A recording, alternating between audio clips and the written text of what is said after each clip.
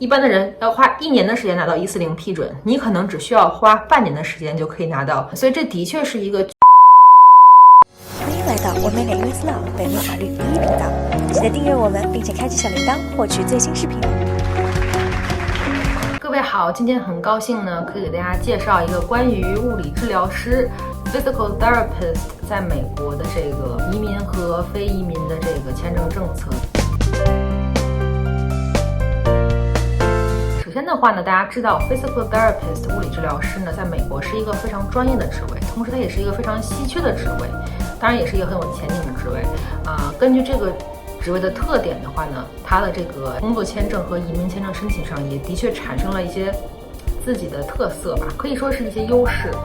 那么首先的话呢，这个一般来讲 physical therapist 专业的人毕业以后都获得了一个 advanced degree，either 是一个 master degree 或者是一个 doctorate degree 现在这样比较常见的是博士级别的这个 degree。那你毕业以后呢，你有12个月的这个 OPT 使用期，在这期间的话呢，大家留在美国必须要找到一份工作，并且你的这个失业期累积不可以超过90天。在期间的话呢，你可以找 full time 也可以找 part time 的工作，也就是不低于20小时的工作。那你的工作只要和你的专业有关就可以了，并不见得必须得是就是 exactly 叫 physical therapy 这个 title 哈。那么在这工作期间的话呢，大家可能立刻就会想到说呀，那我下一步就是要这个长久的留在美国，我可能需要一个雇主去 sponsor 我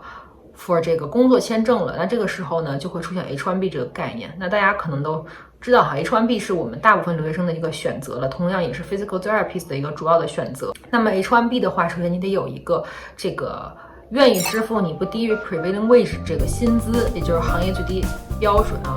劳工部指定的行业最低标准薪资的雇主。同时呢，你还得抽中签儿，对吧？当然还有第三个概念，就是说你得证实你的工作和你的学历之间是相关性很强的。当然对于第三点来讲，其实是非常好满足的。为什么呢？因为这个咱们这个是非常高级的专业性职位，就好像律师一样，对吧？你没有这个律师职位，你就做不了这个工作，律师学历你就做不了这个工作。同样的，你没有 physical therapy background， 没有这个执照，你也做不了 physical therapist。所以的话呢，这块是比较天然就可以满足的。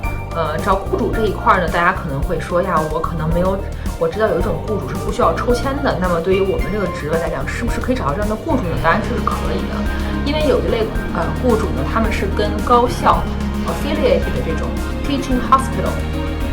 那么由于这个关系存在的话，他们是不需要抽签的，那这个就给了你很大的便利。当然这样的工作来讲呢，也是相对的僧多肉少竞争会比较激烈。说完 H1B 这一块的话呢，我们下面就说一个这个绿卡申请。我觉得绿卡申请最有特色的地方就是由于这个 physical therapist 的稀缺性美国这个专门设定了一个特殊的一个类型的 Schedule A， 它呢就是专门给nurse 和这个 physical therapist 设定的这种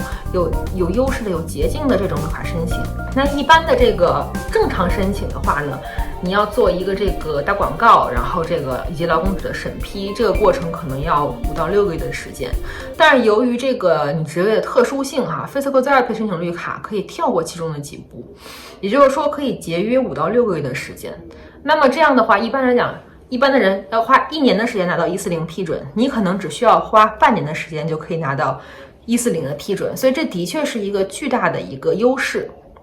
所以可能你也听说有些人可能刚刚毕业，在 OPT 期间就获得了140批准，并且成功递交了 I-485， 当然前提是在排期排到的情况下但对于咱们广泛的这个大陆的留学生来讲的话，你的国籍出生地是中国大陆的话，你是没有办法快速的就是被排到的，一般来讲要隔到3到4年才可以递交485。但是不管怎么样，你最重要的一步就是 I-140这一步，得益于你是 physical therapist， 你可以快速的拿到，这是一个巨大的优势。另外的话呢，也有人说，那个我还听说有一种工作签证叫 O1 签证，是不是我也可以考虑申请？答案是呢，是的。但是呢 O1 签证你并不能把它理解成一种跟 H1B 的简单替代。虽然 O1 不用抽签，有很多便利，对吧？但是同时你也可以给很多的雇主一起工作，好像感觉很自由。但是 O1 对于申请人的要求是比较高的，这里我不做详细的展开了。但是的话呢，我来给大家说一下一般什么样的物理治疗师比较容易申请到 O1。首先的话呢，就是你有一份很好的工作，对吧？你的这个机构，你的雇主是一个业内比较知名的雇主，同时呢，你在这个雇主当中的职位呢是比较重要的，比如说你是一个决策型的一个或者比较 senior 的一个 physical therapist， 对吧？或者是你可能是这个公司里为数不多的几个人当中的一个。